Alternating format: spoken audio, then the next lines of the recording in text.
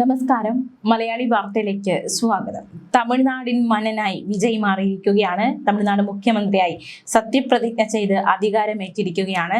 തമിഴ് മക്കൾക്കൊക്കെ വലിയ രീതിയിലുള്ള ആഘോഷം, ആവേശം. TVK പാർട്ടിയൊക്കെ തുടക്കത്തിൽ, അതായത് തുടങ്ങിയിട്ട് ഉടൻ തന്നെ അധികാരത്തിലെത്തുക, അതൊക്കെ വലിയ രാഷ്ട്രീയ നേട്ടം തന്നെയാണ്. എന്തായാലും ആ ഒരു വർണ്ണന, കൂടുതൽ വർണ്ണനയിലേക്ക് പോകുന്നില്ല. നമ്മൾ മാധ്യമങ്ങളോടൊക്കെ കണ്ടുകൊണ്ടിരിക്കുകയാണ് ഇന്നത്തെ ദിവസത്തെ ആ ഒരു സംഭവങ്ങളൊക്കെ. നമ്മൾ നോക്കാൻ പോകുന്നത് മോദിയും വിജയും തമ്മിലുണ്ടായ ചില തർക്കങ്ങൾ, അവർ നേർക്ക് നേർ വന്ന ചില സാഹചര്യങ്ങൾ. അതായത് കഴിഞ്ഞ ഒരു നിയമസഭാ തിരഞ്ഞെടുപ്പ് സമയത്ത് സൈക്കിൾ ചവിട്ടി വോട്ട് രേഖപ്പെടുത്താൻ എത്തിയ വിജയ് അത് വലിയ രീതിയിൽ മാധ്യമങ്ങൾ ആഘോഷിച്ചതാണ്. രാഷ്ട്രീയ ചരിത്രം എടുത്തു നോക്കുകയാണെങ്കിൽ വിജയിയെ BJPയിലേക്ക് കൊണ്ടുവരിക, അല്ലെങ്കിൽ വിജയിയെ വരുതിയിലേക്ക് കൊണ്ടുവരിക എന്ന ഒരു ലക്ഷ്യം BJPക്ക് ഉണ്ടായിരുന്നു. മോദി തന്നെ നേരിട്ടിറങ്ങി ആ ഒരു ശ്രമമൊക്കെ നടത്തിയതാണ്. പക്ഷേ അത് പരാജയപ്പെട്ടു. തമിഴ്നാട്ടിൽ അത് വിജയിച്ചില്ല. കാരണം വിജയ് അകറ്റി നിർത്തുകയുണ്ടായി BJPയെ. അത് തുടക്കം മുതൽ തന്നെ BJP വിരുദ്ധത വിജയുടെ ഭാഗത്തു നിന്നുണ്ട്. അത് നമ്മൾ കണ്ടതാണ്, തുടക്കം മുതൽ കണ്ടതാണ്. കേന്ദ്ര സർക്കാരിനെതിരെയും വിജയ് പലപ്പോഴും പല തരത്തിൽ പല ഇടങ്ങളിൽ പൊട്ടിത്തെറിക്കുന്ന സാഹചര്യമുണ്ടായി, എതിർപ്പുകൾ രേഖപ്പെടുത്തുന്ന സാഹചര്യമുണ്ടായി. അത്തരത്തിലൊരു സംഭവമാണ് സൈക്കിൾ ചവിട്ടി വോട്ട് രേഖപ്പെടുത്താൻ എത്തിയ വിജയുടെ വാർത്ത അന്ന് ദേശീയ മാധ്യമങ്ങളിൽ വലിയ ചർച്ചയായതാണ്. നീലാങ്കരയിലുള്ള ബൂത്തിലാണ് വിജയ് അന്ന് വോട്ട് ചെയ്യാൻ സൈക്കിൾ ചവിട്ടി എത്തിയത്. പെട്രോൾ ഡീസൽ വില വർധനയ്ക്കെതിരെ കേന്ദ്ര സർക്കാരിനോടുള്ള പ്രതിഷേധ സൂചകമായിട്ടാണ് വിജയ് സൈക്കിൾ ചവിട്ടി വോട്ട് ചെയ്യാൻ എത്തിയതെന്നായിരുന്നു ആരാധകർ അടക്കമുള്ളവർ അന്ന് അതിനെ വിശേഷിപ്പിച്ചത്. വ്യക്തമായൊരു വിശദീകരണം അതിനുണ്ടായിട്ടില്ല. പക്ഷെ പലരും പല രീതിയിലുള്ള ഒരു വ്യാഖ്യാനങ്ങൾ അതിന് നൽകി. അതിലൊരു വ്യാഖ്യാനം ഇപ്രകാരമാണ്: കേന്ദ്ര സർക്കാർ അന്ന് വലിയ രീതിയിൽ പെട്രോൾ ഡീസൽ വില വർധനവ് നടത്തിയ സമയമാണ്. അതിനെതിരെയുള്ള ഒരു പ്രതിഷേധമായിട്ടാണ് വിജയ് സൈക്കിൾ ചവിട്ടി എത്തിയത്. കേന്ദ്രത്തിന് നേരെയുള്ള പ്രതിഷേധമാണ് അത് എന്ന തരത്തിലുള്ള വ്യാഖ്യാനവും വിശദീകരണവും ഒക്കെ ഉണ്ടായിരുന്നു. ഇതോടെ അന്ന് തന്നെ വിധി കൽപ്പിക്കപ്പെട്ടതാണ് വിജയ് ഉടൻ രാഷ്ട്രീയത്തിലേക്ക് സജീവമാകും, അത്തരത്തിലുള്ള പ്രവർത്തനങ്ങൾ വിജയുടെ ഭാഗത്തു നിന്നുണ്ട്, ആ ഒരു വിജയ് ഉടൻ തന്നെ രാഷ്ട്രീയത്തിൽ പ്രവേശിക്കും എന്ന തരത്തിലുള്ള സൂചനകളാണ് ആ വിജയ് അന്ന് സൈക്കിൾ ചവിട്ടി വന്നത്, അത്തരത്തിലുള്ള പ്രതിഷേധം മുന്നോട്ട് വച്ചതിലൂടെ മനസ്സിലാക്കാൻ സാധിച്ചത്. എന്തായാലും വർഷങ്ങൾക്കിപ്പുറം വിജയ് അത് സാധിച്ചെടുത്തിരിക്കുന്നു എന്നതും ഏറ്റവും ശ്രദ്ധേയമാണ്. മാത്രമല്ല, നടൻ വിജയ് അദ്ദേഹം രാഷ്ട്രീയത്തിൽ ഇറങ്ങാൻ പോകുന്നു എന്ന തരത്തിലൊരു വാർത്ത വന്നപ്പോൾ, എന്ന വിവരം വന്നപ്പോൾ തന്നെ അദ്ദേഹത്തിന്റെ അച്ഛന്റെ ഭാഗത്തു നിന്ന് വലിയ രീതിയിലുള്ള എതിർപ്പുകളാണ് ഉണ്ടായത്. വിജയുടെ പേരിൽ രൂപീകരിച്ച രാഷ്ട്രീയ പാർട്ടിയായ വിജയ് മക്കൾ ഇയക്കം അടക്കം പിരിച്ചുവിടുന്ന സാഹചര്യം ഉണ്ടായി. പാർട്ടി രൂപീകരിക്കാനുള്ള നീക്കം ഉപേക്ഷിച്ചതും സംഘടന പിരിച്ചുവിട്ടതായും വിജയുടെ പിതാവും സംവിധായകനുമായ ചന്ദ്രശേഖർ മദ്രാസ് ഹൈക്കോടതിയെ അറിയിച്ചിരുന്നു. വിജയ് മക്കൾ ഇയക്കം പിരിച്ചുവിട്ടതിനൊപ്പം ഹർജിയിൽ പറയുന്ന 10 പേരും രാജിക്കത്ത് നൽകിയതായും കോടതി സമർപ്പിച്ച സത്യവാങ്മൂലത്തിൽ ചന്ദ്രശേഖർ അറിയിച്ചിരുന്നു. വിജയ് മക്കൾ ഇയക്കത്തിലെ എല്ലാ അംഗങ്ങൾക്കും മുൻകൂർ അറിയിപ്പ് നൽകിയ ശേഷം ചെന്നൈയിൽ ചേർന്ന ജനറൽ ബോഡി യോഗത്തിൽ വിജയ് മക്കൾ ഇയക്കം പിരിച്ചുവിടുകയായിരുന്നു. സംഘടന നിലവിലില്ല, ആരും സംഘടനയുടെ ഭാരവാഹികളല്ല എന്നും അദ്ദേഹം കോടതിയെ അറിയിച്ചു. പക്ഷേ ആ സംഘടന അവിടെ അവസാനിച്ചില്ല. അതൊരു വിജയ് ഫാൻസ് അസോസിയേഷനായി തന്നെ തുടരുകയുണ്ടായി. കേസ് പരിഗണിക്കുന്നത് അന്ന് പിന്നീട് മാറ്റുകയും ചെയ്തു. തന്റെ പേരിലോ ഫാൻസ് അസോസിയേഷന്റെ പേരിലോ രാഷ്ട്രീയ പാർട്ടി രൂപീകരിക്കുന്നത് തടയണമെന്നാവശ്യപ്പെട്ട് വിജയ് മദ്രാസ് ഹൈക്കോടതിയെ സമീപിച്ചതോടെയാണ് പിതാവ് കൂടിയായ ചന്ദ്രശേഖർ കോടതിയിൽ സത്യവാങ്മൂലം സമർപ്പിച്ചത്. മാതാപിതാക്കളായ SA ചന്ദ്രശേഖർ, ശോഭാ ശേഖർ, ആരാധക സംഘടനയിലെ അംഗവും എക്സിക്യൂട്ടീവ് മെമ്പറും എന്നിവർ ഉൾപ്പെടെ 11 പേരെ ഉൾപ്പെടുത്തി 2020 ജൂണിലാണ് ചന്ദ്രശേഖർ വിജയ് മക്കൾ ഇയക്കം എന്ന രാഷ്ട്രീയ പാർട്ടി രൂപീകരിക്കുകയും തിരഞ്ഞെടുപ്പ് കമ്മീഷനിൽ രജിസ്റ്റർ ചെയ്യുകയും ചെയ്തത്. പിതാവ് രാഷ്ട്രീയ പാർട്ടി രൂപീകരിക്കാനുള്ള നീക്കം തുടങ്ങിയതോടെ വിജയ് കോടതിയെ സമീപിക്കുകയായിരുന്നു. അച്ഛനും മകനും തമ്മിലുള്ള ഒരു പോരാട്ടമാണ് പിന്നീട് കണ്ടത്. ഈ പാർട്ടിയുമായി തനിക്ക് യാതൊരു ബന്ധവുമില്ലെന്നും ആരാധകർ പാർട്ടിക്ക് വേണ്ടി പ്രവർത്തിക്കരുതെന്നും വിജയ് പരസ്യമായി ആവശ്യപ്പെട്ടു. രാഷ്ട്രീയ താല്പര്യത്തിനായി തന്റെ പേരോ ചിത്രങ്ങളോ ഉപയോഗിക്കാൻ പാടില്ല എന്നും താരം വ്യക്തമാക്കി.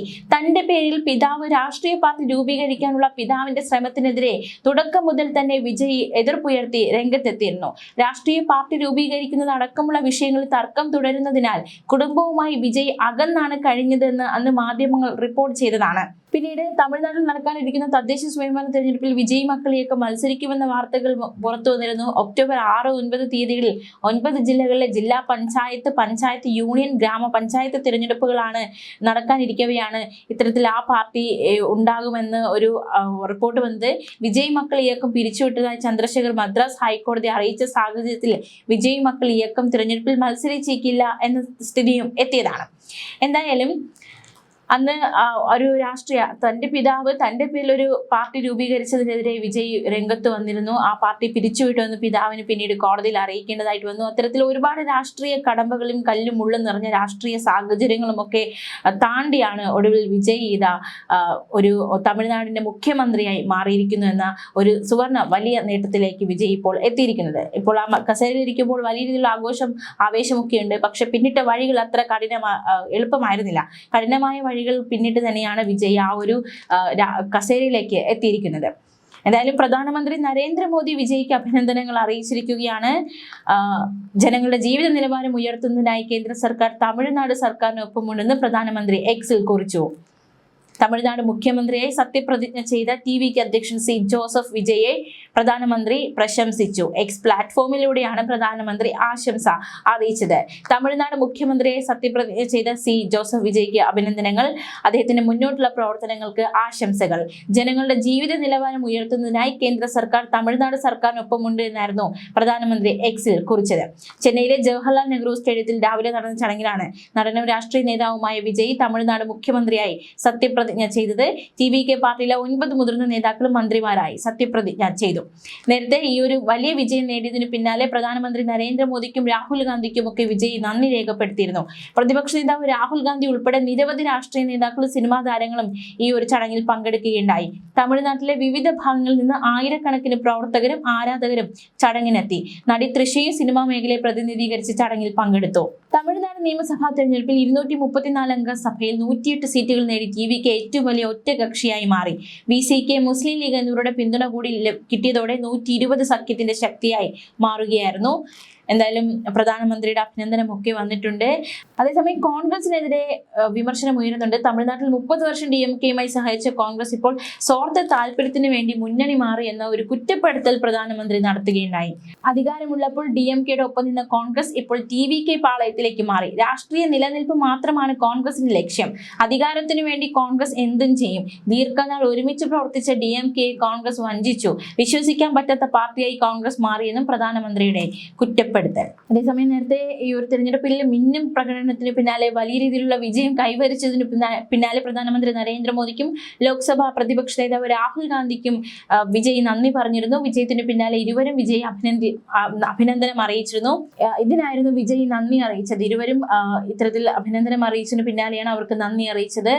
ജനങ്ങളുടെ ക്ഷേമം മാത്രമാണ് ഞങ്ങളുടെ ലക്ഷ്യം. രാഷ്ട്രീയത്തിനപ്പുറം സംസ്ഥാനത്തിന്റെ പുരോഗതിയിലും ജനങ്ങളുടെ ക്ഷേമത്തിലും ശ്രദ്ധ കേന്ദ്രീകരിക്കും. ആ ഉദ്യമത്തിൽ കേന്ദ്ര സർക്കാരിന്റെ പിന്തുണ പ്രതീക്ഷിക്കുന്നു എന്നായിരുന്നു മോദിക്ക് നന്ദി അറിയിച്ചു വിജയ് എക്സിൽ പോസ്റ്റ് ചെയ്തത്.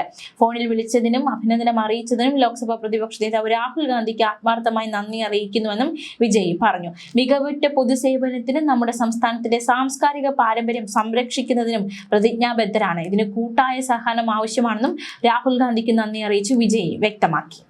ന്യൂസ് ഡെസ്ക് മലയാളി വാർത്ത.